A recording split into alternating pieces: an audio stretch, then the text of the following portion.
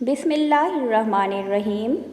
السلام علیکم ورحمۃ اللہ وبرکاتہ۔ مجرب آسان وظائف کے ناظرین، امید ہے آپ سب لوگ خیریت سے ہوں گے اور اللہ سے دعا ہے کہ آپ سب کو اپنے حفظ و امان میں رکھے اور آپ سب کی جائز اور شرعی حاجات کو پورا کرے، آمین۔ آج کا یہ وظیفہ سورہ طارق کا ہے۔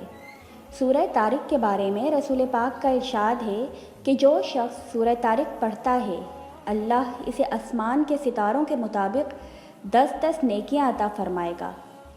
طارق اللہ تعالیٰ کی طرف سے ظاہر ہونے والی ایک روشنی ہے۔ اس سورت کی سب سے بڑی خاصیت یہ ہے کہ یہ سورت آسیب زدہ اثرات کو زائل کرنے کے لیے بہت ہی مؤثر ہے۔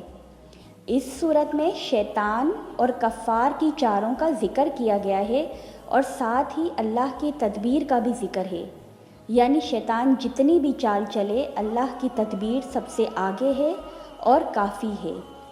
گھر میں بے برکتی، نحوست، لڑائی جھگڑا، زیادہ تر جادو، نظر بد اور آسیب کا ہی نتیجہ ہوتے ہیں۔ اکثر اوقات یہ بے برکتی ہمارے بدعمال کا بھی نتیجہ ہوتا ہے، اس لیے بہتر ہے کہ استغفار کثرت سے کیا جائے۔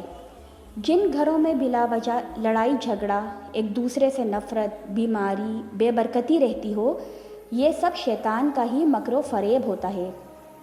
سورہ طارق کا یہ وظیفہ شیطان کے مکر و فریب کو ختم کر کے گھر میں خوشحالی اور خوشیاں لانے کے لیے ہے۔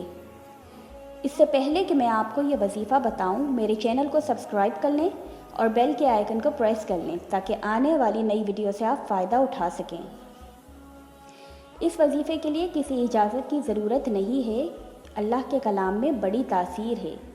وظیفہ یہ ہے، اگربتی کا ایک پیکٹ لے لیں اور 25 دفعہ سورہ طارق کی آیت نمبر 15-16 پڑھ کر سب اگربتیوں پر پھونک دیں۔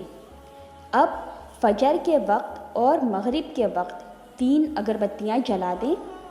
جہاں جہاں اس کی خوشبو جائے گی وہاں سے شیطان کی چال ناکام ہو جائے گی اور گھر میں امن، سکون، صحت، برکت اور خوشیاں ہی خوشیاں لوٹ آئیں گی۔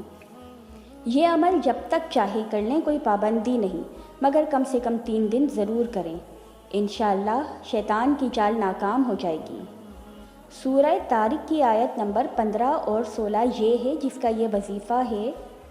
بسم اللہ الرحمن الرحیم۔ انہم یکیدون کیدم واکید کیدا۔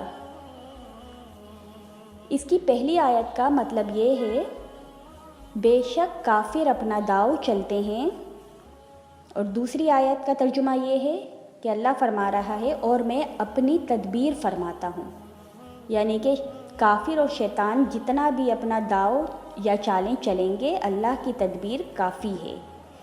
انشاءاللہ تعالی اللہ کے کلام کی برکت سے آپ کے گھر میں خوب برکت اور سکون ہو جائے گا۔